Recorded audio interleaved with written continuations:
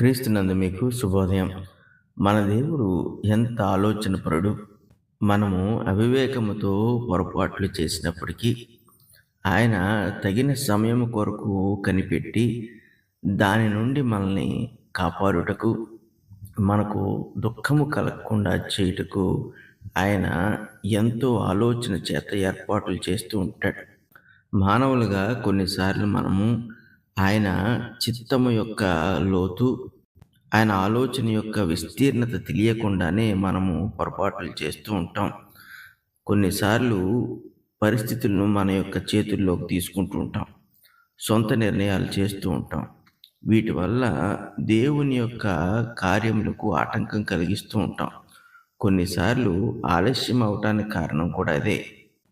ఇందువలన చేసిన పొరపాటును బట్టి తర్వాత కాలంలో దాన్ని ఎలాగూ మనము తప్పించుకోవాలా, ఎటువంటి నిర్ణయం తీసుకోవాలా అనే ఆలోచనలో మనము పడినప్పుడు, దుఃఖముతో మనము నిండి ఉన్న సమయములో దేవుడు బహు గొప్ప ఆలోచన చేత మనల్ని కాపాడుతుంటాడు. ఏ కారణం చేత అయితే మనల్ని పిలుచుకున్నాడో ఆ కారణమును ఆయన మట్టుకు విస్మరించడు. మనము మర్చిపోయినను, నిర్లక్ష్యం చేతైనను, ఒకవేళ తెలియక అమాయకత్వము చేతైనను కొన్ని నిర్ణయాలు జీవితంలో తీసుకుని పొరపాట్లుగా అవి మన ముందుకు వచ్చినప్పుడు, వాటి విషయంలో కలిగిన ఫలితాలు మనను బాధ కలిగించే పరిస్థితికి నడిపిస్తూ ఉంటాయి. అలాంటి పరిస్థితుల్లో మనము ఏమీ చేయలేని స్థితిలో ఉండగా, దేవుడు తన కనికరము చొప్పున గొప్ప ఆలోచనతో మనల్ని కాపాడుతూ ఉంటాడు. ఆదికాండము 21వ అధ్యాయము 12, 13 వచనాలు మనం చూసినప్పుడు అక్కడ ఇలాగ రాయబడింది. అయితే దేవుడు, ఈ చిన్నవాణ్ణి బట్టి, నీ దాసిని బట్టి నీవు దుఃఖపడవద్దు. సారా నీతో చెప్పు ప్రతి విషయంలో ఆమె మాట వినుము. ఇస్సాకు వలన అయినదియే నీ సంతానం అనబడును. అయినను ఈ దాసి కుమారుడును నీ సంతానమే గనుక అతని కూడా ఒక జనముగా చేసేదని అబ్రహాముతో చెప్పాను. దేవుడు ఇంత ఆలోచనపరునిగా ఈ మాట చెప్పుండకపోతే ఏమై ఉండేది? అబ్రహాము ఎంతటి దుఃఖానికి లోనయ్యేవాడు. అబ్రహాము శారా కలిసి తీసుకున్న ఒక అవివేకమైన నిర్ణయం వల్ల ఈరోజు అబ్రహాము దుఃఖపడవలసి వచ్చింది. శారా కుమారుడు కాదు ఇష్మాయిల్, కానీ అబ్రహాము కుమారుడే. అబ్రహాముకి ఒక సంకటం ఎదురైంది. ఈ పరిస్థితిలో తానేమీ చేయలేని వాడిగా, ఏమి చెయ్యాలో తెలియక దుఃఖపడుచున్న సమయంలో దేవుడు అబ్రహాముకి ఇచ్చిన వాగ్దానమును బట్టి తన సంకల్పం యొక్క నెరవేర్పును కొరకు ఆయన ఆలోచనపరునిగా అక్కడ ప్రవర్తించడం జరిగింది. దేవుడు అందుకే ఈ మాటలు అబ్రహాముతో చెప్తున్నాడు. ఇష్మాయిలును అతని తల్లి అయిన హాగరును శారా పంపివేయమని చెప్పినప్పుడు దేవుడు అబ్రహాముకి శారా మాట వినమని ఆజ్ఞ ఇచ్చినట్లుగా మనం చూస్తున్నాం. అయితే అలా విన్నందుకు అబ్రహాముకి ఎటువంటి దుఃఖము కలగకుండా చేస్తాననే సంగతిని దేవుడు ఇక్కడ తెలియజేస్తూ, ఇష్మాయేలును కూడా ఒక జనముగా చేసేదనని దేవుడు వాగ్దానం చేస్తున్నాడు. అయితే ఇలా చేయటం వలన ఇష్మాయేలు అతని సంతానమునకు మరియు ఇస్సాకు అతని సంతానమునకు విరోధం ఏర్పడుతుందన్న సంగతి దేవునికి తెలుసు. అయినప్పటికీ కూడా దాన్ని భరించి దేవుడు అబ్రహాము దుఃఖమును తొలగించే ప్రయత్నము చేసి ఈ మంచి ఆలోచనకు ఆయన పూనుకున్నాడు.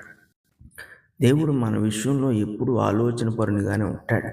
అందుకే క్రీస్తుని బట్టి మనం రక్షించినప్పుడు ఆయన మన ప్రతి పాపమును కూడా ఆయన రక్తములో కడిగి వేశాడు.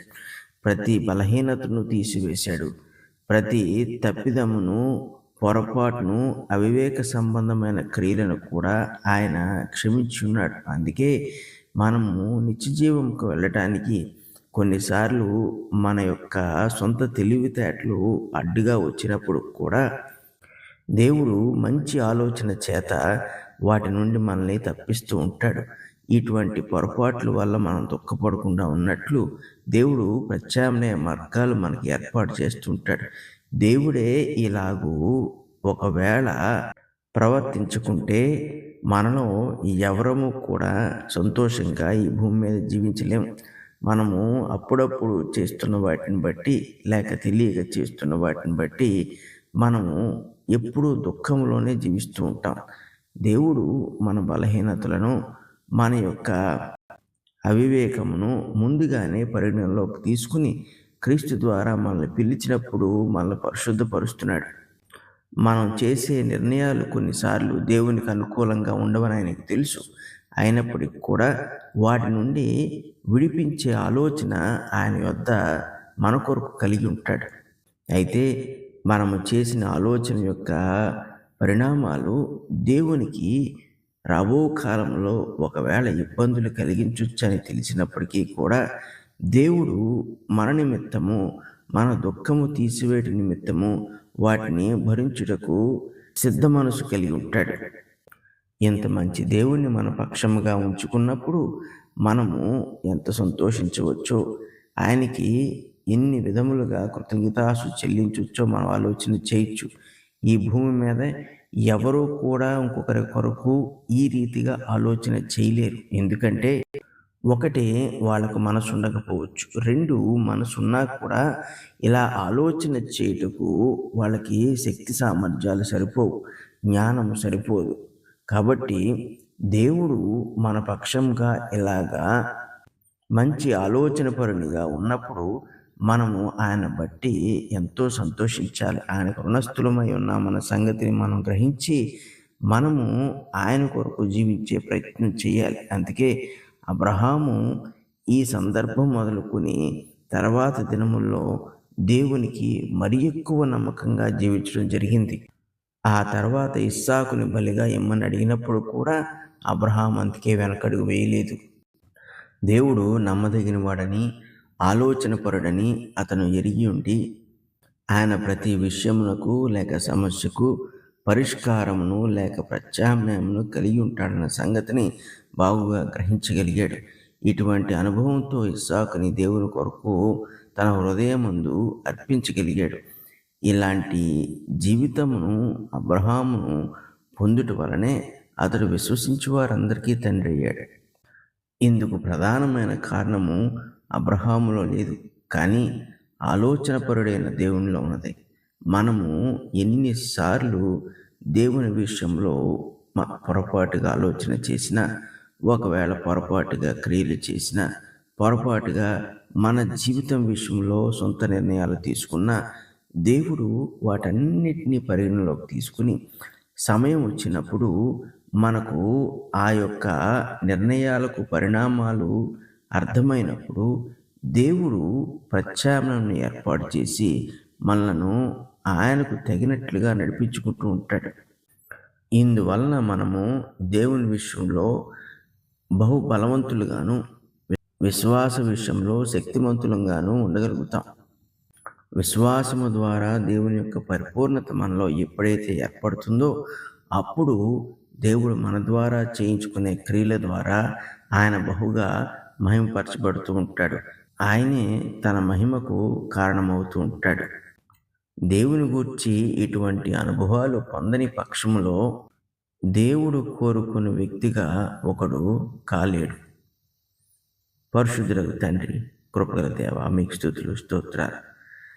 నీ గొప్ప ఆలోచన చేత మా జీవితములను ముందుకు నడిపించుచు సంకటముల నుంచి మమ్మల్ని కాపాడుచు దేవా, ఇదిగో మీరు మా పక్షముగా ఉండి మమ్మల్ని పిలిచినందుకు మాకు నమ్మకంగా మీరు నిలిచి ఉన్నారన్న సంగతిని మాకు తెలియజేస్తూ మా యొక్క అపనమ్మకమును బట్టి మేము సిగ్గుపడిన అవసరం లేకుండా మమ్మల్ని ఎల్లప్పుడూ కూడా మీ యొక్క మార్గములో నిలబెట్టుటకు మీరు చేయుచున్న ప్రతి సహాయమును బట్టి, ప్రతి ఒక్క కార్యమును బట్టి మీకు స్తుతులు స్తోత్రాలు తెలియజేయుచున్నాం. నానా వీటన్నిటిని మేము అనుభవంగా కలిగి ఉండి మీ నామమును పరిపూర్ణంగా మహిమపరచునట్లుగా మేము జీవించుటకు, ముఖ్యముగా మీరు కోరుకుంటున్న వాటిని బట్టి మీ మహిమను మీరే మా యందు కలుగు చేసుకుంటకు మేము నమ్మకంగా ఉన్నట్లు సహాయం చేయమని యేసు పరిశుద్ధ నామమున అడుగుచున్నాం తండ్రి. ఆమేన్.